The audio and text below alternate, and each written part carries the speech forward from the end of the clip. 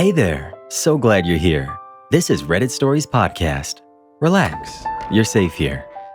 Here's our first story. Karen steals my pet iguana, ends up regretting it. For context, I, 26 female, have a pet iguana named Mango. He's not just a lizard to me. I've had Mango since I was in college, and he's surprisingly affectionate. He likes sitting on my shoulder, climbing into warm laundry, and staring at people like he owes them money. He's got personality. He also bites sometimes, but only if he feels threatened or if someone tries to grab him too quickly. So a few weeks ago, I went on vacation to visit my boyfriend's family in Colorado. I asked my cousin, Jamie, 25 male, to pet sit for Mango. Jamie's reliable, and he lives only a few minutes away. He agreed without hesitation, and for the first few days, everything went fine. Then, 3 days before I was supposed to come home, I get a call from Jamie. He sounds panicked and tells me Mango somehow got out of his enclosure and must have slipped out of a cracked window. He says he searched everywhere and he feels horrible. I believed him at first, mostly because Jamie's not the kind of person to lie, especially not about something like this. But something about it just didn't sit right with me. Mango doesn't just run off. He's chill. He mostly stays in his enclosure or curls up in sunny spots. And Jamie swore the window was only open an inch. Then it all clicked. Jamie has this friend, Lexi. She's been around a lot in the last year, and every time she sees Mango, she gushes about how cute he is and asks me if I'd ever consider selling him. She even offered me $300 once, which I laughed off. I always thought it was just weird lizard obsession behavior, but now I had a strange feeling. I texted my neighbor, Chris, who lives in the unit across from mine. He has a Ring doorbell that points toward my front steps. I asked him if anything weird happened the day Mango had disappeared. He said he'd check. An hour later, Chris sends me the footage. There it was, clear as day. Lexi walking up to my front door with a small empty aquarium, unlocking it with the spare key Jamie has access to, and walking out 5 minutes later with Mango inside. I was furious. I called Jamie first. He was shocked. He had no idea Lexi had taken Mango. He said she stopped by that day to drop off some snacks and must have waited until he left to run errands. He felt absolutely terrible. Then I called Lexi. At first, she denied everything. What? No, why would I steal your lizard? That's insane. I told her I had video proof, that she used my key, but I knew it was her. There was a pause. Then she goes, Okay, fine, but he keeps biting me. I don't even want him anymore.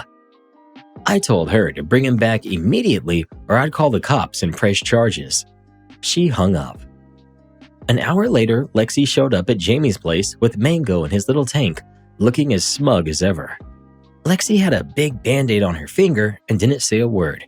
She dropped him off, muttered something about how I should have warned her he was violent, and then she left. Mango was fine, a little stressed, but otherwise healthy. I took him to the vet just to be sure. The vet confirmed he seemed well cared for, though he was slightly dehydrated, probably from not being handled properly. Here's where it gets even better. Lexi had the nerve to text me later that night asking if I was still mad and if I was planning to tell the police. I told her I hadn't decided yet. That night, I posted a clip of the Ring footage on a local pet owner Facebook group just to warn others about her antics. The next day, I got a message from someone claiming to be Lexi's former roommate, telling me that Lexi once tried to rescue a parrot from another friend and nearly got banned from their building. I wasn't even surprised. Mango's now back to lounging on heat lamps and occasionally side-eyeing me like he's judging my entire life. He deserves better, but hey, at least he's back. And Lexi? Last I heard, she's banned from the Facebook pet group, her local pet store, and Jamie finally cut ties with her. And to any would-be pet thieves out there, if you want a pet that badly, just buy your own. Don't steal someone else's just because you feel entitled to it. Grand Theft Reptile. Now that's a new one. Homegirl's lucky her obsession is with iguanas and not pit bulls or German shepherds. Their bite would need more than a little band-aid. Hope she doesn't start watching videos about chimpanzees anytime soon. You don't even want to know what they'd do to her. A neighbor stopped us in front of his house and claimed my husband was having an affair with his wife. I'm 62. My husband, Jay, is 59, and we've been together for 26 years, married for almost 25 and a half. I don't say this lightly. He's one of the most wonderful people I know. My childhood was rough, dysfunctional, horrible, and chaotic. It took years of therapy, lots of work, and Jay's steady support for me to get to a place where I could trust people again. I have ADHD, OCD, severe anxiety, and PTSD from those early years, and Jay has always met me where I am with patience and humor. He was even the one who encouraged me to get evaluated when I suspected ADHD, which I was finally diagnosed with about 10 years ago. When we met, my daughter, T, was 8 years old. I had been a single mom her whole life, and we were incredibly close. When Jay and I got married, he suggested we go to family counseling to make sure we both knew how to blend our lives. It worked. He and T built such a strong bond. We really put in the work, and it paid off. I tell you all of this because I trust Jay with my life. We've been through enough storms together that if he were going to walk away, he would have done it years ago. He never has. So imagine my shock when a man, well into his 80s, stepped out in front of us on our walk today, looked right at my husband, and accused him of having an affair with his wife. At first, we laughed. It was so absurd, we thought he must have been joking or confused. But then we saw he was dead serious. He said his wife confessed to him that she and Jay had been having an affair, supposedly during the lockdowns. I immediately told him that wasn't even possible. I'm a teacher, and I taught from home for over a year during that time. Jay works from home too. I was home constantly. He said we were lying. We asked him when this supposedly happened so we could pull our home security footage to prove his wife had never even been to our house. He just said he didn't know and that he couldn't ask her now because she was in the late stages of Alzheimer's. This whole situation felt like a bad dream. I was angry and shaking. I told him flat out there was no way this happened and that my husband would never betray me. He told me that's what everyone says when they get caught. There was a lot of back and forth, and he would not back down. No evidence, just the word of a woman who could barely communicate and whose memory is failing her. I know what it sounds like when someone is cheating. There are no red flags here. Jay and I are together constantly. He treats me with kindness, respect, and love. We share passwords, calendars, even location tracking. I believe him 100%. But I can't get the image of this man's face out of my mind. And he told Jay, "Don't go near my property again, or you'll be sorry." Now I'm worried. We can't avoid passing by his house forever. The layout of our street makes it nearly impossible. Would it be wrong to get a restraining order against an 80-something-year-old man? I hate that this is even something I have to think about, but I don't want my husband to get hurt over something that never happened. Wow, this sounds crazy. The thing is, it could have happened, just not the way he thinks. I've been mistaken before for a relative of someone's, and it caused some very awkward moments. Alzheimer's creates Swiss cheese holes in memory, and the brain fills them with whatever makes sense at the time. His wife might have had an affair decades ago, and OP's husband simply looks like the man she remembers. Her husband, hurt and confused, confronted them because this is the only way he can process what she told him. It's a sad situation for everyone. There's no real villain here. My grandfather had Alzheimer's that caused him to believe things happened that never did. He didn't understand that it wasn't true because he remembered going through it. This is one of the few times I'd say to let it slide. If you see the man again, just say that you looked through all of your camera footage and alerts, and there was nothing suspicious. You can't say for sure she didn't cheat, but you can say it wasn't with your husband. Update. First of all, thank you to everyone who took the time to comment. I have read through every reply, and you all have really helped me to get some perspective on how devastating Alzheimer's and dementia can be. I never realized how much these conditions affect not only the person suffering from them, but their loved ones as well. I decided not to call the police or get a restraining order right now. Instead, I quietly asked a neighbor if they had seen them lately because someone in the comments mentioned that maybe their support network hasn't been around. She told me they do have children and friends who check in, but she hasn't seen them much recently. she promised to reach out to them. This afternoon, I went on my usual walk. Avoiding their house would be nearly impossible since our street loops around like a thermometer shape, with their house sitting right in the center of the bulb. As I was walking by, the gentleman knocked on his window and motioned for me to stop. I stayed back in the middle of the street and told him I wasn't comfortable coming onto his property after what happened yesterday. He said he understood and just wanted a minute of my time. He stepped out onto his porch, and to my surprise, he apologized. He said he realized after seeing Jay's reaction yesterday that it couldn't have been true. He explained that what many of you said about Alzheimer's finally clicked. His wife likely misremembered, maybe even confused my husband for someone else. I told him I was relieved to hear him say that because I had been worried this might be one of the last memories he had of the woman who he's loved for decades. He nodded and got emotional. Then we ended up talking for about 15 minutes about life, the neighborhood, even a little about his wife and how he's been coping. Before I left, he asked me to tell Jay he was sorry. He smiled a big, genuine smile and thanked me. I walked away feeling lighter. What started as one of the strangest and most upsetting experiences of my life turned into a reminder to choose compassion whenever possible. I'm so glad he apologized. This is such a heartbreaking situation for everyone involved. You handled this with so much grace. This update gave me chills. You turned something ugly into something redemptive. Props to you for not escalating and for finding a way to talk to him. This made me tear up. It's hard to stay calm when someone comes at your spouse like that, but you did, and it made all the difference. Have you ever noticed how sometimes when a person is in a bad state, it's like they try to suck you into it with them? But as long as we see clearly, we can't get sucked into it. Sounds easier said than done, Reddit boy. Any tips on keeping my cool when I feel ready to blow up on someone? Just remember that at the root, we're all the same. We all just want respect, love, kindness, and understanding. I hate wearing rings, and I don't want to wear my engagement ring. My fiancé is extremely hurt by this. I hate wearing rings and bracelets.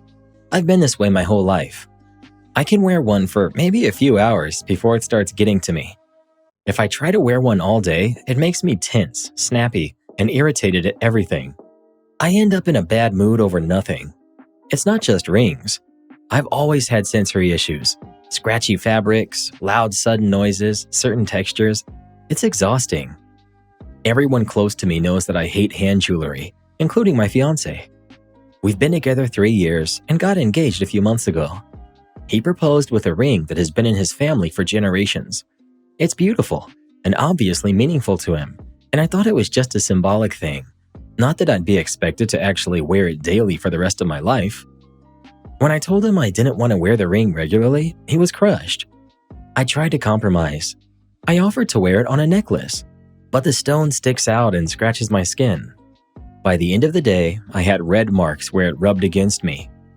I reminded him that he's always known about my issues with rings, but he said he thought I'd be willing to put it aside for him. I honestly tried. I wore the ring for several days straight. My coworkers started asking if something was wrong with me because I was acting on edge and short-tempered with everyone. The entire time, I was just focused on this piece of metal on my hand, wishing I could rip it off.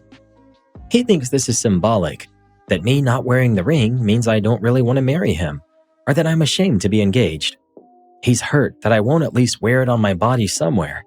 He also doesn't want to have the ring reworked to be more comfortable as a necklace. I'm at a loss.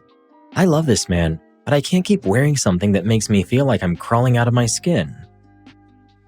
There are clear pendants for necklaces that hold rings so they don't touch your skin. Not the most stylish option, but it could work.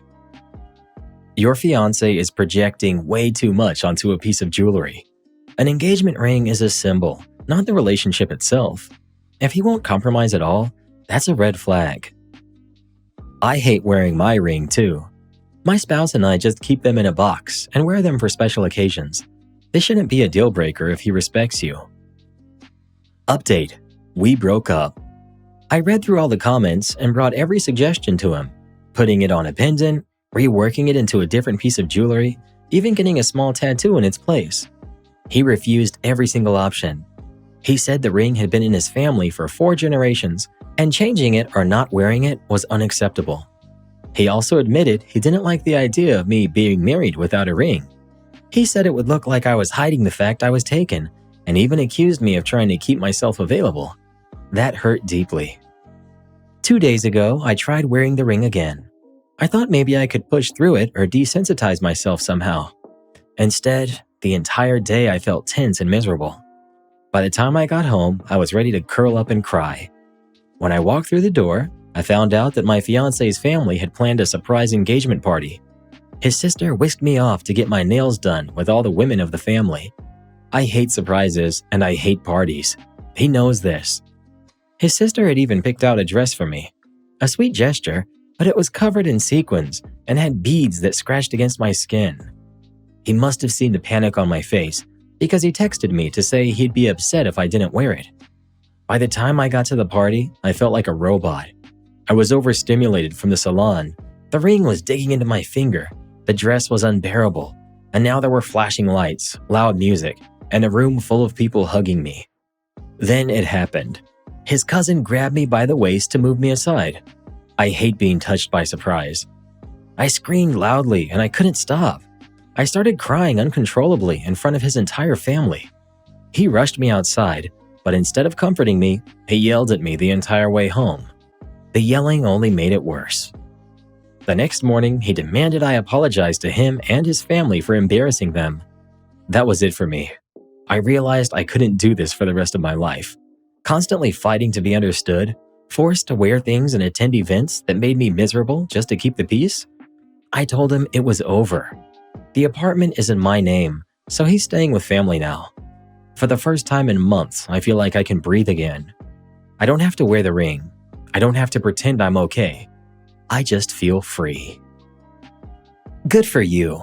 It sounds like you were constantly masking for him and his family, and that's not sustainable. And him yelling at you the way he did says it all. He didn't want to understand you.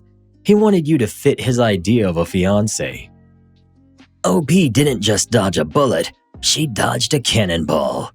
She literally tried everything. Necklace, pendant, even a tattoo. And instead of meeting her halfway, he dragged her to a surprise party, knowing how much she hates surprises. Then yelled at her after she had a meltdown. How romantic. Yeah, nothing says forever like screaming at your future spouse on the way home from a panic attack. My daughter couldn't have a s'more. My best friend owns a little lakefront property a couple of hours from where I live. It's one of those places that feels like stepping back in time. Spotty cell service until recently, a single grocery store that still closes early and doesn't open on Sundays, and neighbors who know everyone's business. I love it out there. Every summer, we all meet up there for long weekends, and this summer was no different. Last summer, we had a bit of a scare when a tipsy guest decided to split firewood late at night with an axe. Nobody got hurt, but it was enough to make my friends stock up on pre-chopped firewood this year so we wouldn't have to deal with tools and drinks mixing again. By the end of the summer, we had burned through most of the wood, but there was still a large pile left, too much to just leave sitting near a wooden cabin once termites were spotted in it. The solution was simple. A giant end-of-summer bonfire party to burn through the rest. The planning began weeks in advance. Everyone volunteered to bring food. There were going to be multiple grills going, a smoker, tons of sides. And I got the very important task of bringing the s'more supplies. Lots of s'more supplies. Before the party, I asked around if anyone needed gluten-free or dairy-free options because I didn't want to exclude anyone. Nobody said they did, so I went with regular graham crackers, marshmallows, and chocolate bars. The day of the party arrived and the weather was perfect. Sunny, but not blazing hot. The smell of barbecue drifted through the air. Kids were running around barefoot and music played from a little speaker on the deck. It was one of those perfect summer days where everyone is relaxed, laughing, and eating too much. As the sun started to dip, we got ready to light the fire. The fun police, aka the wives and girlfriends, made sure nobody used lighter fluid or gasoline, so we started it the slow, boring way. Paper, kindling, and the fine sawdust the termites had left behind. Eventually, it caught and turned into a proper fire. I grabbed the skewers and marshmallows and started handing them out to the kids. Everyone was excited. This was the last chance for s'mores before summer ended. That's when an unfamiliar woman appeared with a little girl I hadn't met before. No problem.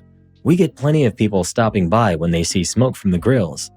I handed the girl a skewer and marshmallow and gave her my usual speech about no running with the skewers. That's when her mom asked, "Do you have gluten-free graham crackers?" I told her no and apologized, explaining that I had asked ahead of time and nobody said they had dietary restrictions. I figured we were done after that. The kid could still have a roasted marshmallow or some chocolate, right? It's not the same, but it's something. Well, apparently that wasn't good enough. About 15 minutes later, there was a commotion down by the dock. Someone shouted, and then I heard a splash. A kid had tripped and fallen into the water. Everyone sprinted toward the sound because dark water plus kids is a terrifying combination. Thankfully, he was fine, just soaked and scared. Someone grabbed him a towel and a change of clothes, and we all breathed a sigh of relief. When we returned to the fire pit, something felt off. The trays with the graham crackers and chocolate bars were gone. At first, I thought maybe someone had just moved them. But after looking around, I finally asked out loud, "Hey, did anyone see what happened to the s'more stuff?" That's when Gluten Mom spoke up. She looked right at me and said, My daughter couldn't have a s'more. That wasn't fair to her, so I threw it all in the fire. I just stood there for a moment, trying to process what she had said. Wait, you threw all of the crackers and chocolate in the fire? She nodded like she had just taught me a valuable life lesson. Yes, now you've learned not to exclude people. Walmart has gluten-free. You can just go get them. They're not that expensive. I reminded her that the nearest Walmart was 45 minutes away, and that no one was sober enough to make that drive even if we wanted to. By now, kids had started returning with their carefully roasted marshmallows, only to realize there was no chocolate or graham crackers left. The disappointment spread fast. Parents started asking where everything had gone. I just pointed at the woman and said, "She threw it all in the fire because I didn't bring gluten-free crackers." The reaction was immediate. A chorus of, "What?" and "Are you serious?" Even from people who didn't have kids there. Someone, who is this woman and where did she come from? Someone asked who she even was, and the answer was no one really knew. She was one of the randoms who had shown up on a boat after smelling the food. The kids were upset, some of them crying, parents were frustrated, and this woman had the audacity to double down. What's the big deal? Walmart's open late. Go buy some gluten-free, and then everyone can have s'mores together. That was the final straw. The owner of the property, my friend, told her flatly, "You need to leave, now." Instead of leaving quietly, she got louder. I didn't do anything wrong. You excluded my daughter. Eventually, the person who had brought her over from the lake showed up, looking embarrassed and tired. He apologized to everyone, said this was her first time up here and she didn't know. Gluten Mom huffed that they were leaving anyway and stormed off. We all tried to salvage the evening, but it just wasn't the same. The kids still roasted marshmallows, but it felt hollow. The big, happy bonfire mood was gone. Summer's last hurrah ended on a sour note because one stranger decided if her daughter couldn't have s'mores, no one could. Dang.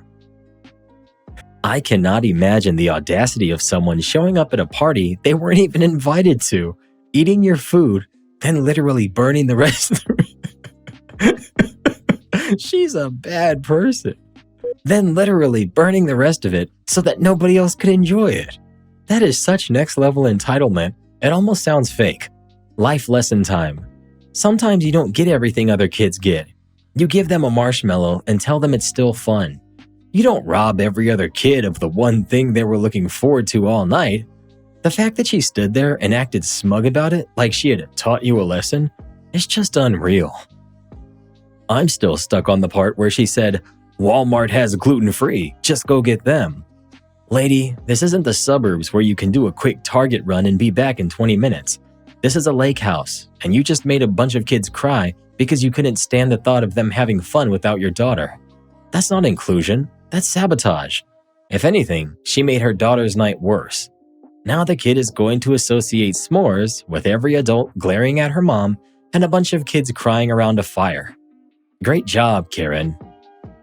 Imagine rolling up to a party you weren't even invited to and throwing dessert in the fire. That's not inclusion. That's arson with extra steps. And then telling everyone to just drive to Walmart like it's 5 minutes away. Yeah, sure. Let's all hop in the car tipsy for a late-night s'mores run. Great plan, Karen. My girlfriend's mother stole my $10,000 Transformers toy collection, plus 2-year update. My relationship with my girlfriend's mother recently turned sour after she took my Transformers toys from my flat to give to her grandson. She has refused to return them, insisting that someone in their 20s shouldn't have toys in their flat. The issue is that these are collectibles, not just toys. Many of them date back to the 1980s, and their combined value is roughly $10,000 to $11,000. I haven't gotten them appraised yet, but that's the figure I'd put down if I report the theft. I informed her of their value, but she brushed it off, saying, "Well, they're just toys." I even offered to go to the store to pick out new toys for her grandson, but she refused, saying, "They don't make them like they used to." I've discussed the situation with my girlfriend, but she just doesn't want to get involved and prefers that I handle it on my own. I told her I've exhausted all my options, and the next logical step is to report the items as stolen. Stealing items worth $10,000 isn't a misdemeanor, it's a felony. On top of that, her mother entering my flat using my girlfriend's key. My girlfriend said that she would talk to her mother and ask her not to do anything similar again, but she also told me I should let this go and not escalate the situation. If I report it, we're done. She would only involve herself if I promised not to do anything about it and value our 2.5-year relationship more than some plastic toys. I can't understand why she doesn't value our relationship enough to get my stuff back from her family. I just want my belongings returned. A part of me even believes her mother might try to sell them for profit and buy cheaper toys for her grandson's 6th birthday. I don't want to involve the police and ruin my relationship with my girlfriend or her mother. Up until now, her mother has always been nice to me. Is there a more effective approach that I can take? Why not go over and get them back yourself? OP, get them how? I don't know where they are. They're most likely at her house, but I don't think she'll let me search for my stuff. Asking for them hasn't worked. Hang on, she can enter your house and steal your stuff, but she won't let you into her house to get your stolen property back? Bro, I can't even. Tell your girlfriend to take you over there and let you in to look for your stuff. Also, the kid who received your stolen property is related to your girlfriend. Tell her to get in touch with the kid's family to return the stolen property. If your girlfriend won't do either, then she's morally complicit in you being robbed. Are you sure you want to be with a girlfriend who supports her mother in theft instead of just taking the toys and bringing them back to you? OP, I see what you're saying, but other than this one thing, the rest of our relationship has been good. Here's the thing. Her mother let herself into your home to intentionally steal from you, and your girlfriend won't say anything, take the key back, or demand the toys be returned. She's doing nothing and will punish you if you take the only option you have left. Basically, your girlfriend has helped her mom to steal from you. Are you sure your girlfriend didn't want them taken too? Why is it okay for her to throw away your 2.5-year relationship so that her mom can steal from you? Why would you want to preserve a relationship with someone who thinks so little of you, your feelings, and your belongings? Update. I broke up with my girlfriend because she continued to take her mom's side and threatened to break up with me. A police report has now been filed, and I listed the estimate value as $13,000. Fingers crossed for now. Don't forget to change your locks. OP. Already asked the building manager to do that. They should be changed by the end of the week. Does the theft of over $10,000 worth of stuff increase the potential charges your girlfriend's mom could face? Not to mention they may get damaged while in her possession. OP. According to the police, yes. That's why they asked me to increase the estimated value to $13,000. They'll need to be appraised once retrieved for charges to be pressed.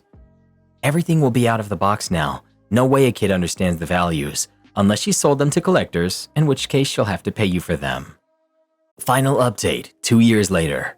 Unfortunately, I wasn't able to recover any of them, but we settled for $7,000. This amount is less than I believe was fair, but at this point, I'm ready to move on. The past 2 years have been incredibly tough, and I just want to put this behind me. Thank you for all of your support. It meant a lot to me when I needed it the most. I bet she was never going to give them to her grandson and sold them. That's why there was nothing to recover and OP got half of their value. The experienced Redditor in me says the girlfriend didn't want them in their house and was in on it because she knew what they were worth. She was hoping OP would let it go. Am I the jerk for ruining my friend's vacation? I'm 38 female, just got back from a vacation with two of my longtime friends, Kate, who's 40, and Mary, who's 38. I've known them both since university, and we've always been pretty close. The three of us have been planning this Bali trip for a few months, along with our husbands and their kids. They both have kids under 5, while my husband Jake and I are child-free. We agreed to split the cost of a 4-bedroom villa 3 ways, and everything seemed fine at first. Jake and I arrived in Bali earlier than the rest of the group because we had different flights. Once we got to the villa, we waited to choose rooms with our friends and didn't mind when they both chose the ones with en-suites. We had a good time during the trip. Jake and I did some couples activities like massages, hiking, and dinners, but we also spent time with Kate and Mary and their families whenever it worked for everyone. To be nice, I even surprised them with massages to give them a break. The only thing that made me uncomfortable was that whenever I ordered a drink, like a cocktail before dinner or a glass of wine with meals, I'd get comments like, "Oh, you're drinking again?" For context, I'm a social drinker and I don't drink often, but we were on vacation and I don't think it was a big deal, especially since our husbands were drinking too. I just ignored the comments so I could enjoy the trip. On the last night, Jake and I made plans with the guys to go out, and Kate and Mary said they were staying in to pack. Jake convinced me to join him, and since it was the last night of our vacation, I didn't want to stay in either. We went out and had a great time. We got home at 1 a.m. and I passed out straight after. The next morning was a bit chaotic with everyone packing and checking out, but we all made it back home without issue. We had booked business class seats back, so we were separated during the flight and said quick goodbyes at the airport. A week after returning home, I got a long text from Kate saying that both she and Mary wanted to reduce contact with me because I had ruined their vacation. They mentioned several things, like me drinking every night, not acting like a girl's girl, booking different flights, not hanging out with them enough, and being selfish for not helping them with their kids. She even said I was just focused on partying and not acting my age. This message really hurt me. I cried after reading it, and I honestly don't know what to think. I thought I was just enjoying my vacation, but clearly they had a very different view. I haven't responded yet, and my husband has been asking what's bothering me, but I don't know what to say. Am I the jerk for how I acted during the trip? Picture this. You go out with your friends to have a nice dinner, and Karen tries to stick you with the entire $800 bill. That's exactly what happens in our next video, the one that just popped up on your screen. Give it a tap with your thumb or a click with your remote, and Karen and I will be right there waiting for you. See you soon.